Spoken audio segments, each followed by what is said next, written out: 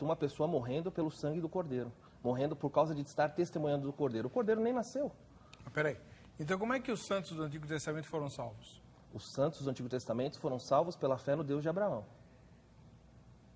O texto, nós podemos olhar para Abraão e falar assim, Abraão creu em Deus e isso foi imputado por justiça. Então existem dois sistemas de salvação, um antigo e um novo? Não existe dois sistemas. Salvação é exclusivo por fé. O objeto da fé no Antigo Testamento, ele não é tão claro.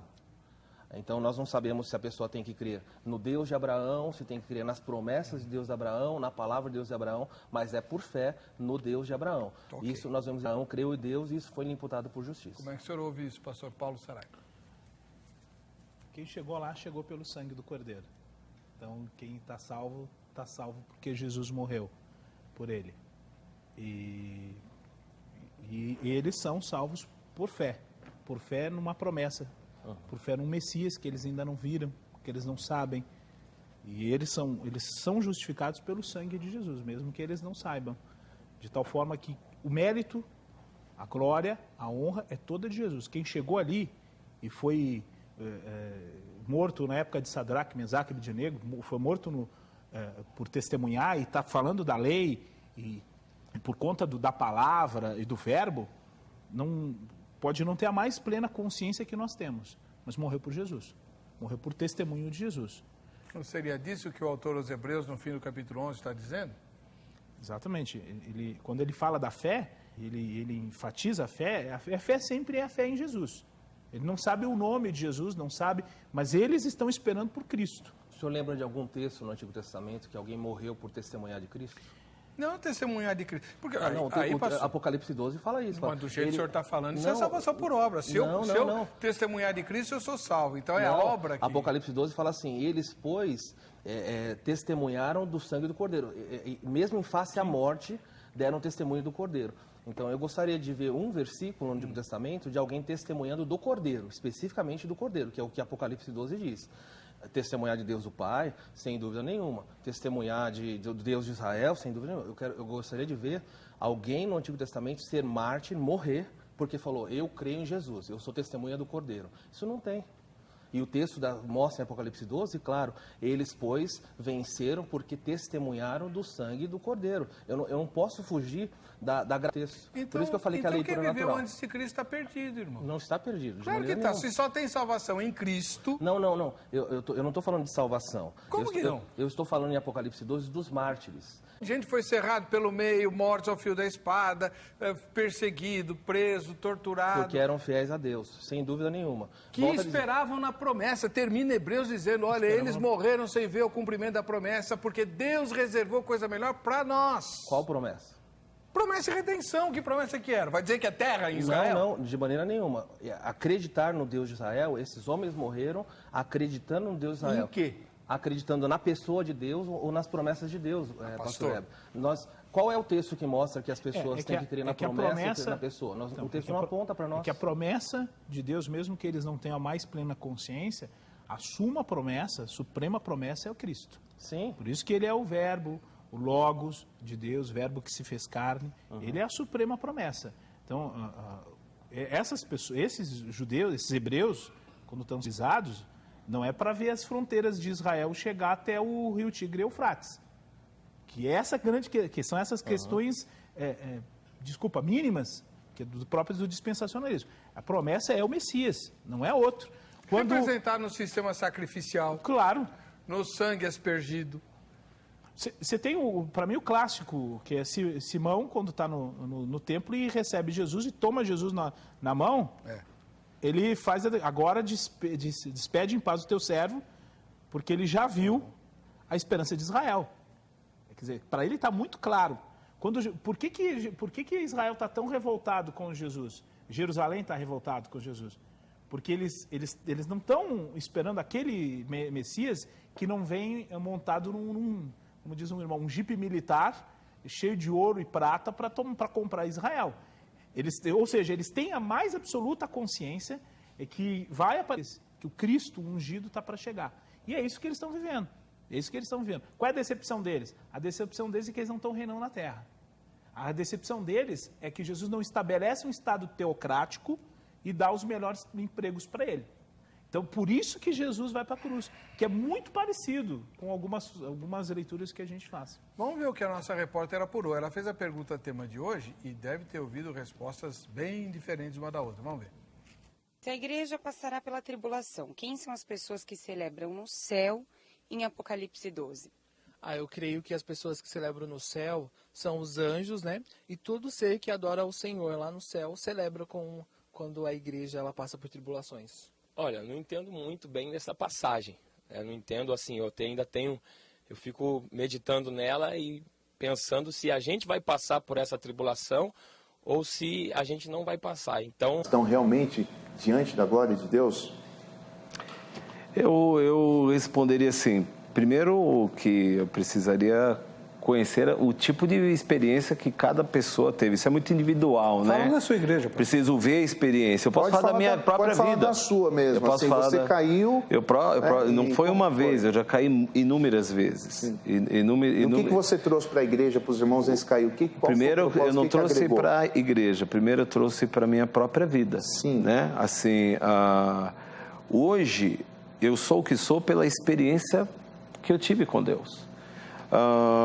Porque eu era uma pessoa um pouco incrédula. E, na verdade, eu comecei a acreditar em Deus através de uma manifestação demoníaca na vida de uma pessoa. Porque quando eu entrei na igreja e eu vi uma pessoa endemoniada e aquela pessoa arrastando os bancos da igreja, aqueles bancos de madeira super pesado, eu imaginei, na minha mente, naturalmente ali, eu pensei, se essa pessoa está tão incomodada aqui e com uma força dessa sobrenatural e dá para ver que é algo do mal, é porque está incomodado, porque também o bem existe aqui, naquela minha época. E dali que me despertou um interesse em conhecer algo de Deus. E um dia, vendo pessoas vivendo e tendo experiências sobrenaturais, eu falei no meu interior com Deus. Eu disse, Senhor, se isso é algo genuíno, algo que vem do Senhor, eu quero ter essa experiência. E o pastor vai ter um problema, porque eu não vou sair daqui hoje sem ter essa experiência. E eu acabei de falar. Eu senti algo que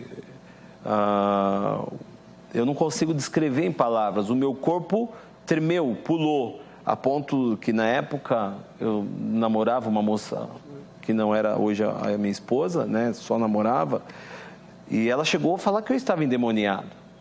Mas eu sabia que aquilo não era algo do demônio, porque eu não conseguia descrever a presença, algo tão maravilhoso que eu estava sentindo dentro de mim.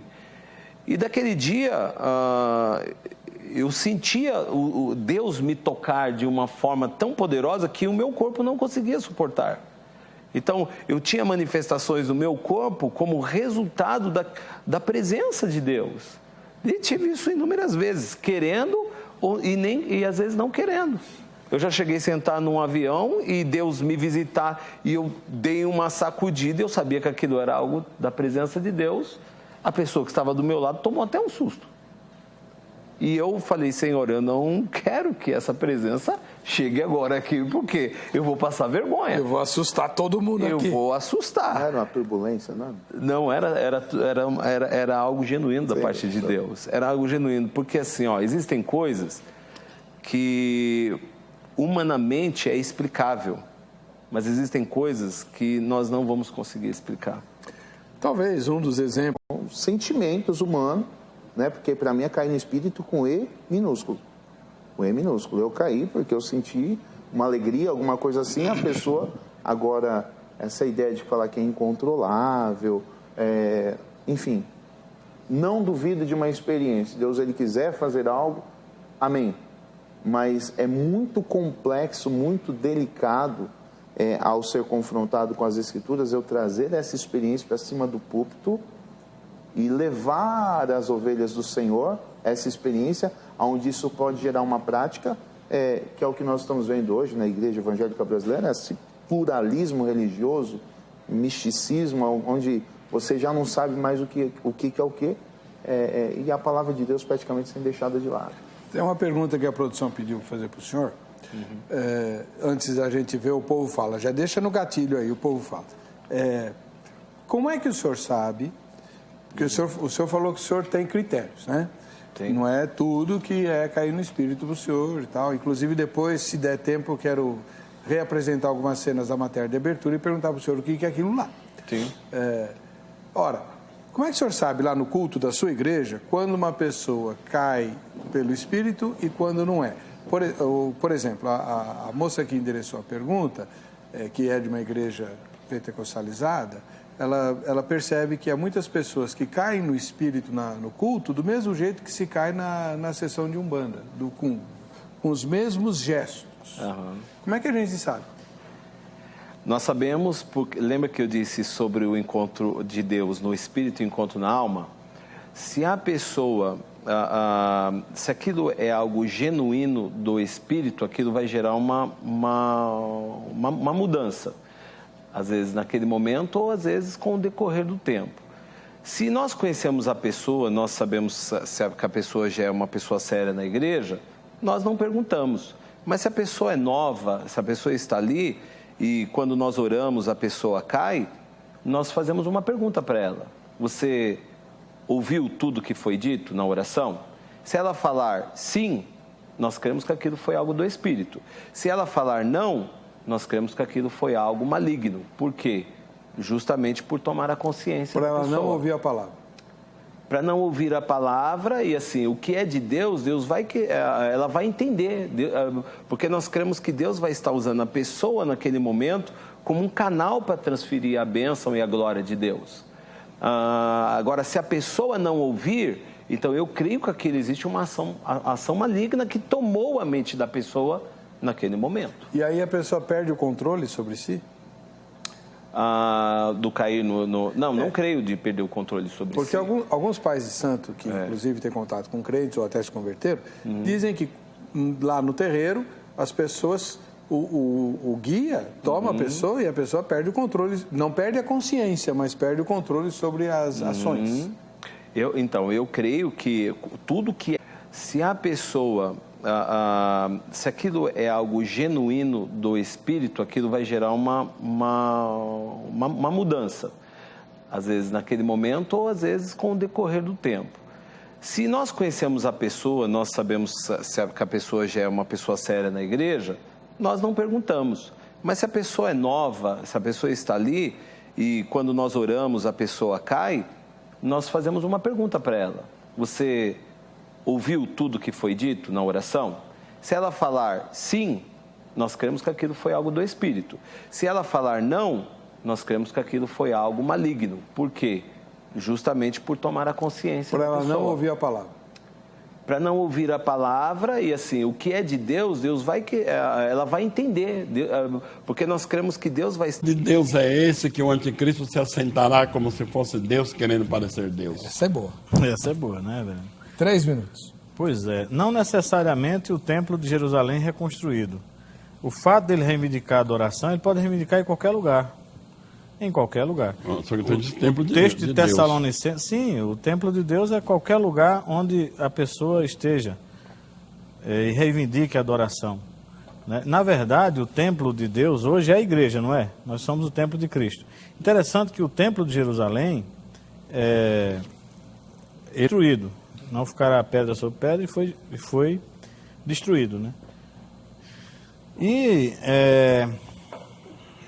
a reconstrução dele provavelmente será uma tribulação para a igreja, porque reconstruir o templo, de fato, vai facilitar a ideia de que Jesus não é suficiente para a salvação. Você precisa retomar também os sacrifícios do Antigo Testamento. Se reconstruir o templo, vai ter que voltar o sacerdócio, vai ter que voltar todo o ritualismo do Antigo Testamento, que eram ritualismos apenas sombra de Cristo que Hebreus fala. Eu fico até preocupado com o templo construído no Brasil, que está tendo esse efeito já. As pessoas estão duvidando já de Cristo, criando rituais para serem salvos e querendo voltar ao passado, que Hebreus disse, olha, isso aí era tudo sombra.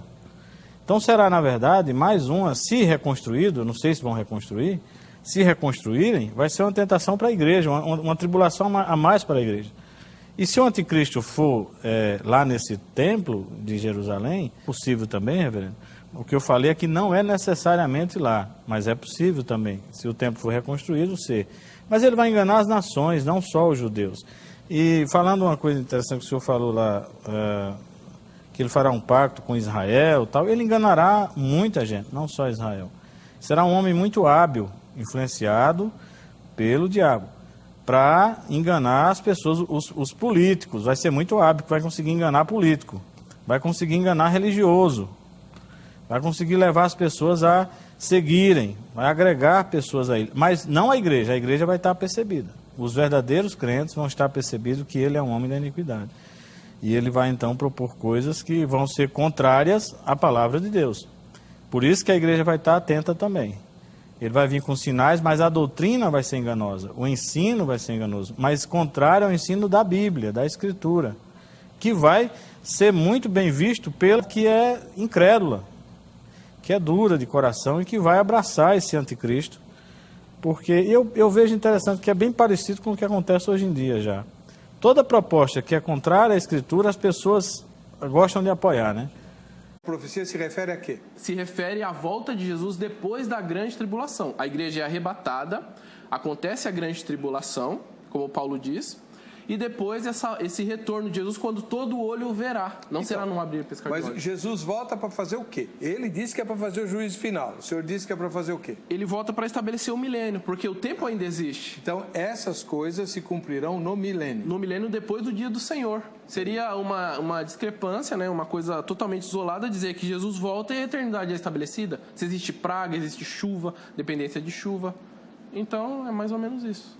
E Pedro? O senhor não falou de Pedro. Então, eu estava deixando para depois, mas vamos lá. Fala agora. Pode falar agora? É. Então, a questão de Pedro é o seguinte, vamos lá para o texto. 2 Pedro, capítulo 3. 10 a 13. Então, a questão de Pedro, nós precisamos analisar um pouco o contexto. O interessante é que Pedro, ele já havia feito uma referência a profecias existentes antes, quando ele cita Joel, ali em Atos 2. E o que Pedro faz? Ele junta toda aquela profecia, dizendo que derramaria, né, sobre toda a carne. E aí ele cita uma profecia que ainda não aconteceu naquele momento. Então, a interpretação desse texto de Pedro é o quê? Pedro, ele faz um apanhado das profecias acerca do fim e inclui aqui nesse momento. Tanto que Pedro ele vai dizer nos versos 15 e 16 desse mesmo capítulo que existem coisas em Paulo, nos escritos de Paulo, que são difíceis de compreender. Então, basicamente é isso. Não, você não respondeu. Descreve o que Pedro está falando aí. Não, Pedro, ele está dizendo que acontece... entendi. Ele está dizendo que vai acontecer o dia do Senhor, mas não numa questão... É por isso que eu não gosto de termos. Eu não gosto de dizer, o dia do Senhor é somente quando Jesus volta. Não, o dia do Senhor pode ser o domingo, como João diz em Apocalipse, pode ser o retorno de Jesus, pode ser uma gíria. Nós nunca saberemos. Capítulo 6 de Apocalipse, que precede justamente a visão dos 144.000, há um texto complicado. Porque as almas que estão debaixo do altar, elas não estão em descanso, elas não estão tranquilas, elas não estão felizes, elas estão bravas.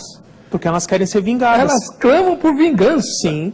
Uma igreja que triunfou, crente que foi parar no céu, clamando por vingança? Não, mas aquele momento ali ainda não é a plenitude. Porque naquele momento eles ainda não experimentaram a ressurreição, eles não foram glorificados. A ressurreição fala da vingança e não de ressurreição. Sim, mas então, aí como eles estão nesse estado, por isso que é só as almas, né? Eles querem que seja vingado o sangue deles, a morte deles, que eles foram martirizados. O que Jesus fala para eles?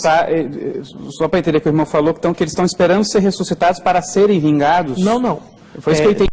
Não tem uma coisa a ver com a outra. Serão vingados e serão ressuscitados também, né? Mas o momento ali é o seguinte, a tribulação está em andamento, ali provavelmente é o 4º, 5º ano da tribulação, e ali os mártires, eles querem que Jesus volte logo para vingar o sangue deles, destruir o anticristo, destruir o império e estabelecer o seu reino. E quando é que eles vão ressuscitar? No final da tribulação. Mas a ressurreição não é uma só, no arrebatamento? Não. A ressurreição, chamada primeira ressurreição, é a dos salvos. É dos salvos. Esse pessoal não está salvo? Eles estão lá no céu. Sim, mas aí você tem que voltar lá para 1 Coríntios 15. Lá, Paulo explica que a primeira ressurreição, ela tem etapas. Então fala que Cristo é a primícia da ressurreição, porque ele foi o primeiro a ressuscitar com o corpo glorificado, né? E aí depois fala, e os que são dele em sua vinda. Então, a primeira ressurreição, porque a primeira e segunda evento é por categoria. A primeira se refere à ressurreição de salvos, a segunda é de não salvos. Né? Então a primeira, ela tem 3 etapas. A primeira etapa foi a própria ressurreição de Cristo, que ele foi a primícia, né, deu início a essa nova ressurreição, a glorificada. Depois ela terá o seu ápice no momento do arrebatamento, descrito lá em 1 Tessalonicenses 4, quando a igreja for arrebatada, e terá a sua conclusão no final da tribulação, quando Cristo voltar para estabelecer o reino. E aí essa última etapa englobará todos os mártires da tribulação e mais os santos do Antigo Testamento. Essa terceira etapa está escrita em que lugar? Porque a segunda é 1 Tessalonicenses 4. E que não é muito claro, não tem muita referência. Evangelho de Jesus recitou. E a terceira, onde é que ela está escrita? Apocalipse 20, nós temos lá, Daniel 12 também fala sobre isso, e Isaías 26. Apocalipse Se o senhor quiser, eu leio. Não vejo fundamento para isso na forma como a Bíblia fala sobre a volta de Jesus. Até porque, para enxergar isto, né, é preciso, de fato, aderir a esse sistema de Darby do dispensacionalismo. Né? E Darby, para mim, deu um tiro muito fora quando ele lê a Bíblia inteira dividida em dispensações. E na leitura dele da Bíblia dividida em dispensações, ele perde, na minha percepção, o eixo central da Bíblia, achando que o eixo central da Bíblia é o povo judeu, e toda a construção da história, toda a elaboração do plano da redenção tem a ver com o povo judeu, e ele centra nisso, então aí divide, né, a volta de Jesus em volta para o povo em geral, volta para o povo judeu, tempo de tribulação depois da volta de Jesus, 1 milênio depois da volta de Jesus ainda, tudo relacionado ao reino de Israel. Eu entendo que essa é uma teologia complicada porque ela é feita em cima de uma coxa de retalho. Eu chamo, né, de teologia bíblica de coxa de retalho. Você pega um versículo dali, pega um daqui, pega um de lá, pega a questão do jogo ali, do significado da trombeta ali, o que Paulo falou com o que João falou, aí você começa a fragmentar, né, a teologia bíblica, que é um corpo sólido já no Velho Testamento, e você começa a direcionar Paulo num segmento de teologia, Pedro num outro segmento de teologia, e aí, na minha percepção, as pessoas acabam fazendo uma confusão entre missão de Paulo aos gentios com teologia própria de Paulo para os gentios. Missão de Pedro da circuncisão com teologia específica de Pedro de salvação em relação ao povo judeu. Eu acho isso bem complicado, eu não consigo enxergar fundamento para isso. Então, isso não me permite ver a volta de Jesus compartimentada. A grande tribulação e o ministério das suas testemunhas será majoritariamente com os judeus. Bem, nós não podemos afirmar categoricamente só os judeus, porque nós temos na grande tribulação os judeus remanescentes, convertendo a Jesus como Messias, reconhecendo ele como Messias, e nós temos também os mártires da grande tribulação. Aí eu já sairia um pouquinho do foco do tema deste debate. Seria até relevante uma pauta para um próximo debate sobre os mártires da grande tribulação. Porque os mártires da grande tribulação também está envolvendo alguns gentios ou alguns crentes que estão afastados do Evangelho e serão salvos não pelo sangue de Cristo, mas eles serão mortos pelo anticristo, porque não receberão o sinal da besta. Peraí, eles não serão salvos pelo sangue? Serão salvos não pelo sangue de Cristo, mas pelo seu próprio sangue que será derramado. Eles terão seu sangue derramado pelo anticristo, por não receberem o sinal da besta. E isso dá salvação? Veja bem, é isso que eu estou te falando. Nós precisamos de um debate para entrar nesse assunto dos mártires, porque o assunto demanda tempo, não é? Mas... Então vamos voltar aqui, pergunta por reverendo. Deixa eu só concluindo. A questão da grande tribulação é de suma importância. O dom do Espírito é o Espírito que dá. Até aí, pastor, nós... Então nós estamos confundindo a mesma língua. com o é batismo. Jesus que batiza com o Espírito Santo. O Espírito Santo dá dons para a igreja. Eu até, às vezes, em alguma palestra minha, eu costumo dizer, o Espírito Santo é o amigo do noivo, está cuidando da noiva, preparando a noiva, adornando a noiva para o encontro com Jesus. Então, ele dá os dons espirituais, ele dirige, ele orienta, ele está cuidando da noiva. Sim, aí nós falamos a mesma linguagem. A nossa diferença está justamente daí para frente. Eu falo assim, o que há uma diferença é que confunde o batismo com o Espírito Santo com dom de línguas. Não, aí não há confusão, não. Não, são coisas distintas. Alguém não batizado com o Espírito Santo tem dom de línguas? Só existe o dom de línguas? Não, é um deles. Agora, precisa ter todos o dom de língua?